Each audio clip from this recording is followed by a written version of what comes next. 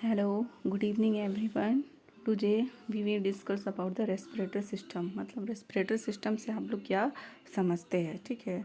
आप लोगों ने पहले भी पढ़ा होगा, रेस्पिरेटरी सिस्टम का मतलब होता है श्वसन तंत्र। श्वसन बोलने से क्या समझ में आता है, हम लोग जो सांस लेते हैं उसी को हम लोग बोलते हैं श्वसन, ठीक है। चलिए आगे देखते हैं क्या होता है रेस्पिरेटरी सिस्टम या फिर श्वसन तंत्र, ठीक है। सबसे पहले हम लोग देखेंगे इंट्रोडक्शन या फिर परिचय। तो देखिए यहाँ पे लिखा हुआ है the essential features of respiration are the transference of oxygen from the atmosphere to the tissues and carbon dioxide from the tissues to the air, ठीक है। तो इसेंशियल फीचर्स मतलब क्या होता है, इसेंशियल फीचर्स का मतलब होता है कि बहुत ही इम्पोर्टेंट, ठीक है, बहुत ही महत्वपूर्ण फीचर्स है, भाग है किसका, रेस्पिरेशन का, ठीक है। रेस्पिरेटरी सिस्टम जो है, ये श्वसन तंत्र जो है बहुत ही इम्पोर्टेंट पार्ट है जब हम लोग सांस लेते हैं या फिर सांस छोड़ते हैं। अगर ये श्वसन तंत्र या रेस्पिरेटरी सिस्टम हमारे बॉडी में नहीं रहेगा तो फिर हम लोग कोई भी काम अच्छे से नहीं कर पाएंगे। जैसे अगर हम सांस नहीं लेंगे तो क्या हम जीवित रहेंगे, नहीं रहेंगे। वैसे ही बोला जा रहा है रेस्पिरेटरी सिस्टम का ये इसेंशियल फंक्शन है या फिर फीचर्स है।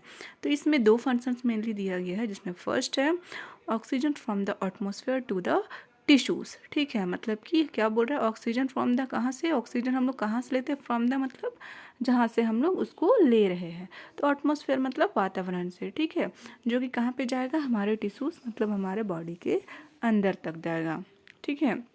मतलब ऑक्सीजन हम लोग अपने आसपास के वातावरण से ले रहे हैं जो कि आगे जाके हमारे बॉडीज़ तक जाएगा। सेकेंड है carbon dioxide from the tissues to the air. हम लोग सांस लेते हैं तो छोड़ते भी हैं, है ना। तो वो जो सांस हमारे बॉडी के अंदर से जो बाहर आता है उसको हम लोग बोलते हैं कार्बन डाइऑक्साइड, ठीक है। तो वो कार्बन डाइऑक्साइड हमारे टिश्यू से होते हुए बाहर होते हुए हमारे रेस्पिरेटरी सिस्टम श्वसन मार्ग के थ्रू होते हुए वो हमारे नोज से बाहर आ जाते हैं। वो कहाँ चले जाते हैं, एयर में जाते हैं, ठीक है। तो ये जो ऑक्सीजन हम लेते हैं छोड़ते हैं, इन दोनों के बीच का जो आदान प्रदान होता है, वो जो प्रोसेस होता है या जो क्रिया होता है, उसी को हम लोग बोलते हैं रेस्पिरेशन। It is okay. अगर आप लोग को नहीं समझ में आएगा then you will text the comment, okay. You will write the comment and ask the question, I will explain it.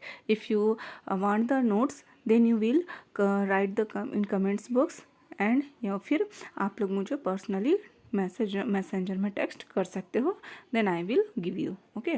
Next देखिए, the respiratory system provides the route by which the supply of oxygen present in the atmospheric air enters the body and it provides the route of excretion for CO2, ठीक है। बोल रहे जो respiratory system होता है वो क्या provide करता है या फिर क्या हम लोग को देता है, क्या प्रदान करता है, एक रूट मतलब एक रास्ता प्रदान करता है जो कि क्या करता है, हम लोग को सप्लाई करता है ऑक्सीजन, कहाँ से, हमारे एटमॉस्फेयर से मतलब हमारे आसपास के वातावरण से, जो कि कहाँ एंटर करता है, हमारे बॉडीज़ में। एंड उसके बाद ये क्या करता है, रूट, उसके अलावा और क्या रूट देता है, इस ऑक्सीजन को जो हम लोग ले रहे हैं अंदर जाके हमारे लंग्स में जाता है, एक्सचेंज होता है एंड देन वो कार्बन डाइऑक्साइड के रूप में एक्सक्रीट होता है। एक्सक्रीशन का मतलब होता है बाहर आना, ठीक है। तो वो एक्सक्रीट हो जाता है। क्लियर है ना। जिनको नहीं समझ में आएंगे please write the in comment box, okay. Next देखिए, एक्सचेंज ऑफ गैसेस, ठीक है। जैसे मैंने पहले भी बताया कि हम लोग ऑक्सीजन लेते हैं एंड कार्बन डाइऑक्साइड छोड़ते हैं, तो ये दोनों क्रिया में क्या हो रहा है, ऑक्सीजन ले रहे हैं, वो हमारे लंग्स में जाता है, देन उसके बाद वहाँ पे वो एक्सचेंज होता है और कार्बन डाइऑक्साइड के रूप में वो बाहर आता है। तो इसी प्रोसेस को हम लोग बोलते हैं एक्सचेंज ऑफ गैसेस। तो देखिए ये दो फेजेस में दिया गया है, ठीक है। पहला फेज है एक्सटर्नल एंड सेकेंड फेज है इंटरनल। एक्सटर्नल बोलने से ही क्या समझ में आता है, जो बाहर से है, ठीक है। इंटरनल मतलब जो हमारे बॉडी के अंदर में होता है।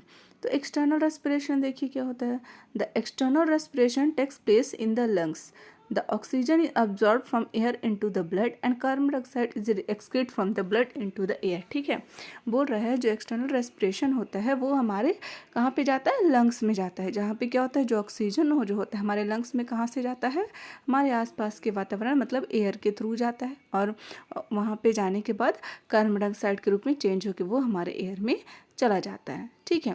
ये डायरेक्टली एक्सटर्नल मतलब बोलने का है कि ये डायरेक्ट लंग्स में जा रहा है, इधर टिश्यूज़ ब्लड्स वगैरह में अभी तक नहीं गया है, मतलब टिश्यूज में नहीं गया है, ठीक है।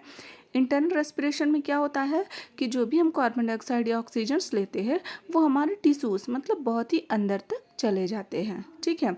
एक्सटर्नल का मतलब है ओनली लंग्स, बाहरी ऑर्गन, ठीक है। इंटरनल का मतलब है कि वो हमारे अंदर टिश्यूज तक चले जाते हैं। क्लियर है। नेक्स्ट देखिए, जो हम तभी से बता रहे हैं कि ये रूट क्या होता है, तो वो रूट ये है, ठीक है, द एयर पासेज, इसी को रूट बोला जाता है, जो कि हम लोग को रेस्पिरेटरी सिस्टम के थ्रू मिला है। देखिए कैसे है, सबसे पहले आप कहाँ से सांस लेते हैं, नोज से, है ना। नोज के बाद वो हमारे फेरिंग्स से होते हुए लैरिंग्स में जाता है, then trachea, bronchi, bronchioles and alveoli of lungs.